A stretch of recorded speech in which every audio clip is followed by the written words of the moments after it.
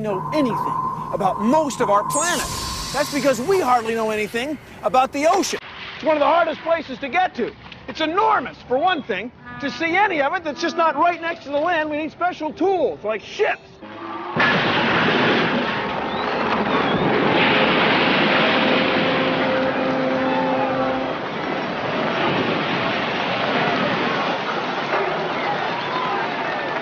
The ocean goes a long way out, and a long way down!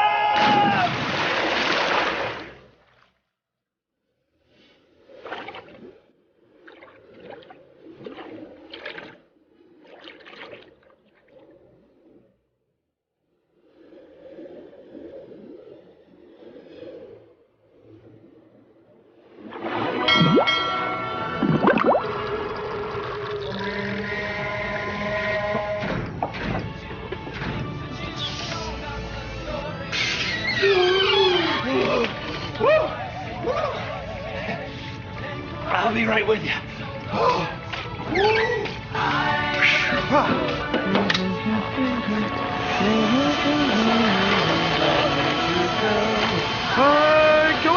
I sing to your spirit, the men who have served you so long and so well. So long and so well. Hey. I like that song. Are you decent, Bill?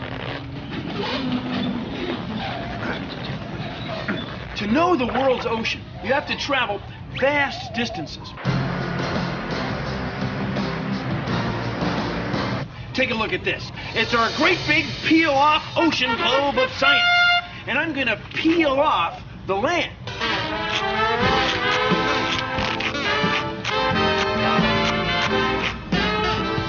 You can see it's mostly water. It's 2/3, 71% covered with ocean. And if we include the rivers, lakes, and streams, it's 3/4. 75% of the world is water. 2/3 ocean, 1/3 land. Now, our first tools for ocean exploration were boats. They can take us all over the world. But to do that kind of traveling takes some thinking. Because when you're out in the middle of the ocean, there are no landmarks. There are no great big trees to help you figure out where you are. It's easy to get just plain lost. Well, we can't see most of the sea. It's below the surface. That's a pressure sensor. We read the pressure right here. Now, the deeper we go, the higher the pressure. Here's why. Let's say the string is the surface of the ocean, and these scales are at the bottom of the ocean. The stacks of pennies are like columns of water. The higher the stack, the more it weighs, and the higher the reading on the scale. The deeper you go in the ocean, the more water there is above you, and the higher the pressure. Seawater absorbs light. The deeper we go, the darker it gets. At the bottom, you can't see a thing. Bill? Seawater is salty and full of living things. It rots wood, rusts metal, and it can dry out your skin. Careful. Oh! See, I told you. If you've ever been underwater, like when you go swimming in a pool or the ocean, you've probably noticed that you can't breathe. Ocean exploration is difficult. People have ventured out to explore the ocean's vast depth and breadth for centuries. And yet, even in this modern age, this powerful and unforgiving force of nature remains on the frontier of scientific inquiry.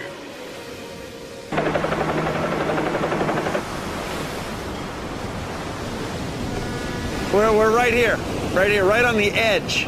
See, this is Land's End, where the land stops and the ocean begins. So you can go back that way, thousands of kilometers. You'll see lots of roads and buildings and lots of other humans. But if you go that way, thousands and thousands of kilometers, you won't see anything but ocean. Most of it is unexplored. See, all of this right here is all of that right there. For thousands of years, humans have endeavored to explore beneath the surface of the ocean. The most direct way to study the sea has been to dive right in and explore. Oh, but people are not fish. Underwater, humans have no way to breathe, at least not without special gear. This is a snorkel. It allows you to breathe with your face underwater. And you might think, why not just get a really long snorkel and dive as deep as you want? Well, it doesn't work because the water pressure on your chest is higher than the air pressure above the water. And the air won't make it down the tube no matter how hard you breathe. Roll that tape. Bill Nye, the science guy, now is suited up and is lowering himself into the water, equipped with a 3-meter snorkel through which he is attempting to breathe surface air. He's actually trying to breathe. No, wait a minute, he's signaling no air. Yes, that's what he's saying. So humans invented this, the self-contained underwater breathing apparatus, or scuba. It uses very high pressure air from this tank and a special valve that lets just the right amount of air into your lungs so that you can breathe underwater. Roll that tape. Underwater and breathing normally, our brave explorer can swim with the fishes, commune with the natural wonders of the sea. The daily goings-on beneath the surface are at his fingertips. Unfortunately, humans must realize that life underwater is not without its dangers. Life forms well suited to this mysterious environment can pose problems. Ocean exploration continues to be difficult. The ocean is a harsh environment, an environment that humans aren't too well suited for. So to explore the ocean, we need machines, big machines, ships.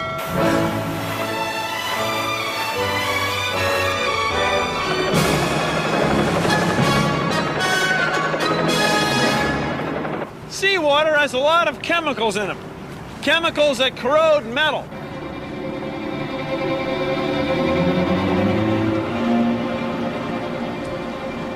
So every once in a while, we have to haul a ship completely out of the water to get it completely clean.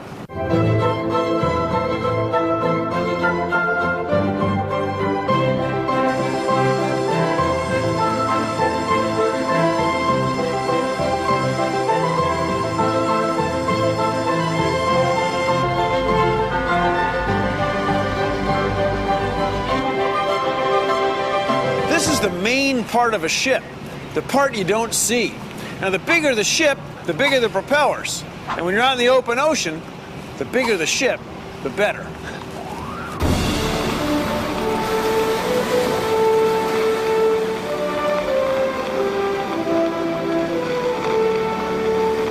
You might think that the bottom of the ocean floor is just a flat, rocky bottom, like at the beach, right?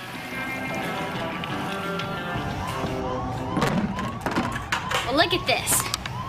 This blue stuff is like the ocean water that covers 2/3 of our planet. And this stuff here is like the continents, or the land formations above water. Now, these land formations have lots of features, like mountains, canyons, hills, and valleys, right? Right. Check this out.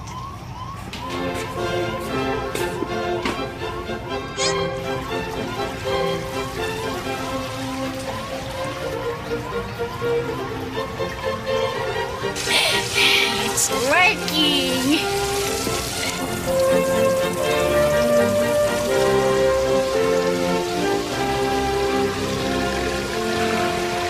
If we drained all the water off the Earth, you could see that the bottom of the ocean is full of mountains, rifts, canyons, valleys, and underwater volcanoes, too. It's a beautiful landscape. I mean, seascape. I mean, ocean floor, land, underwaterscape. Anyway, it's always there. You just can't see it. Right.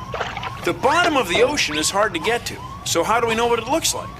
Well, scientists used to drop a weight on a rope or a chain from a ship at the surface. By keeping careful track of how much rope or chain was needed to reach the bottom, scientists could measure the depth of the water. Then, by keeping track of the depth at different parts of the ocean, we can make a map, like this.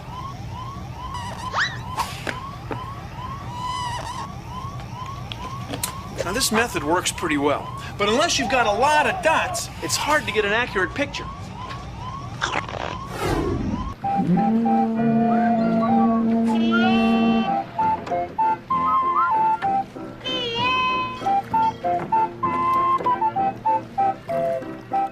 Nowadays, scientists use echo-sounding equipment instead of weights.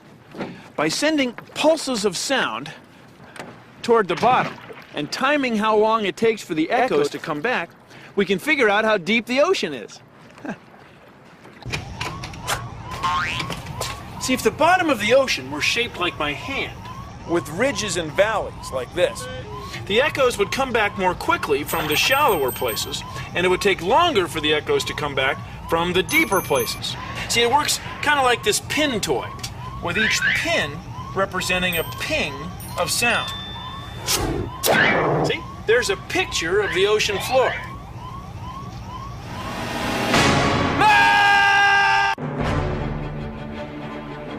You can see how deeper water has a higher pressure right at home.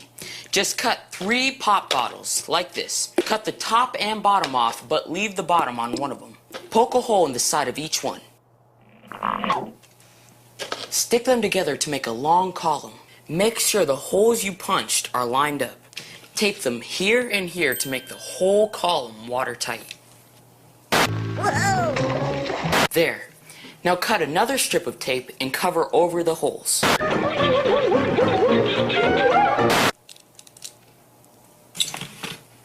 There. Now fill it up with water.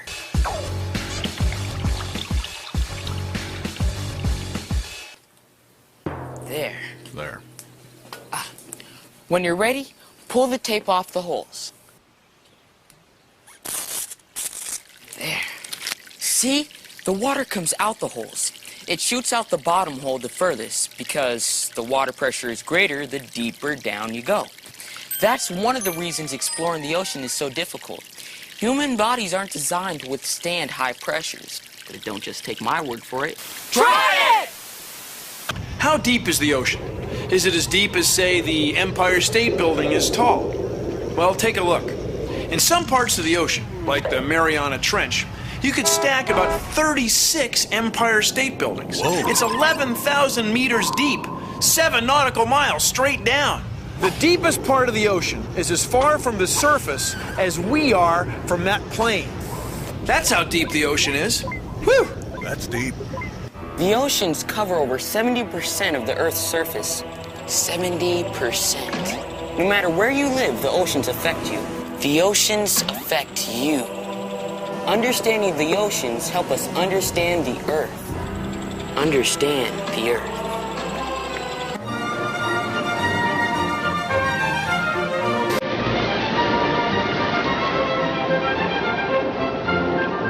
This is the Alvin. It's a submersible, as we call it in the ocean exploration biz. It can take 3 scientists into the crushing blue blackness of the abyss and bring them back safely.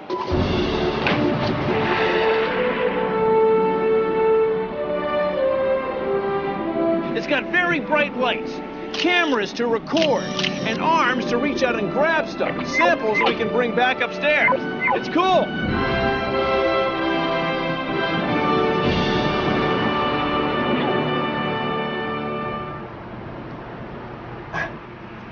This is the hatch, the pressure door. See how thick that thing is? You need that. You know, if that came open while you were down there, well, it'd be like, just.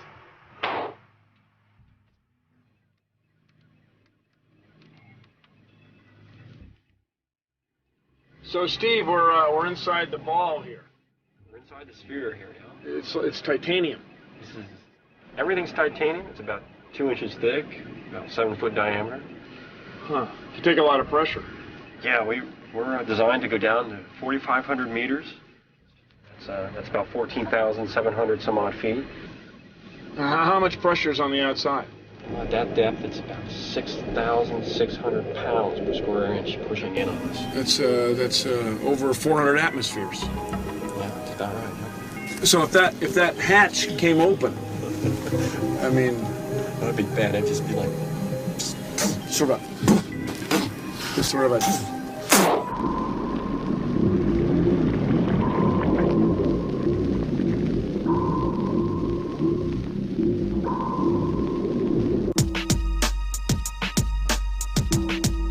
lot of people ask, why should they care about the deep sea floor? It's remote. They can't see it unless they go down with Alvin. Well, it turns out that the solid sea floor makes up about 60% of the Earth's solid surface. It's really the largest ecosystem on the face of the Earth.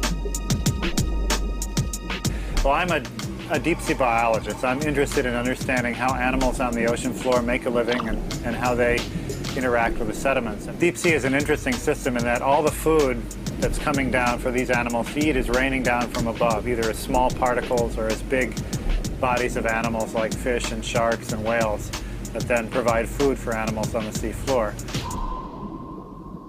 The deep ocean is a difficult environment because of high pressure, low temperature, corrosive nature of seawater. One of the ways we deal with this, of course, is we go down with Alvin and we look out of the window or the porthole of Alvin. It's quite surprising. You go down in this elevator all the way down to the bottom of the ocean, but you only have 3 little holes that you could look out and see things on the bottom.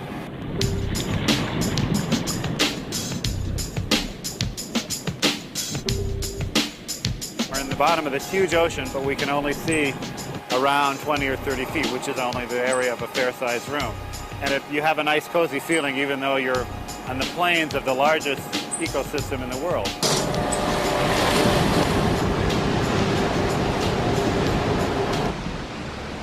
This is Jason. It's an ROV, a remotely operated vehicle, a robot, and it's been to parts of the Earth that no human can ever go. It's been to ships that have sunk in 4,000 meters of water. And it's explored ecosystems 6,000 meters deep. And it's taken pictures of animals that probably look as weird to us as this thing looks to them.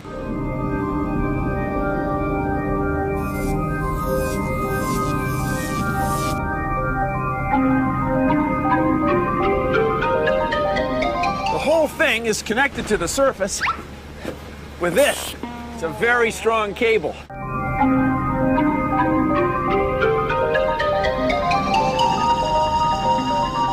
Scientists up in the control room use this to control the lights, the cameras, and the thrusters.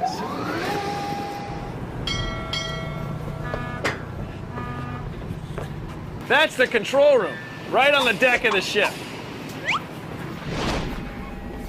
This is where we control Jason, on the surface, from the deck of the ship.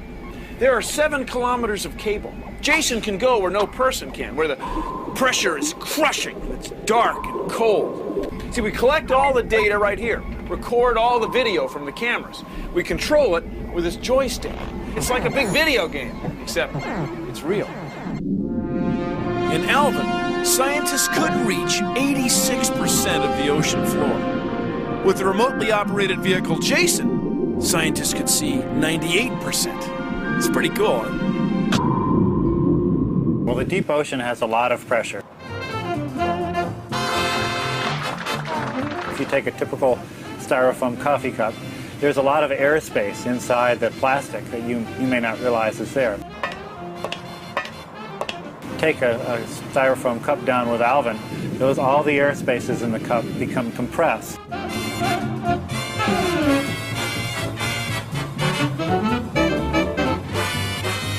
We don't have a lot of air spaces in our body, so we wouldn't get compressed like the cups, but our physiology would stop working and our eyes would probably bug out and we wouldn't be very happy for more than a couple of seconds. I'm getting a headache. Oh, it's your headache. Oh!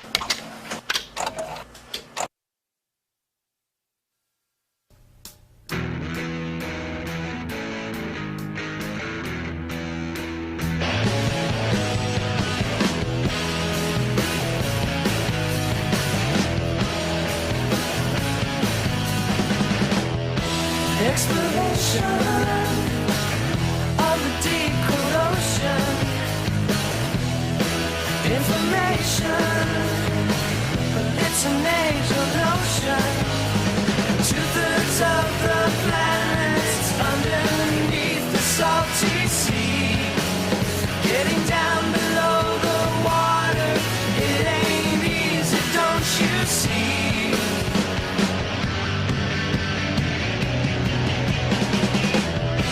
There's the pressure, but there's no light or air. Cold temperature,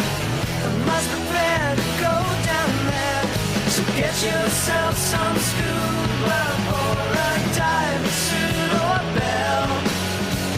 Hop in a submersible and you can see quite well.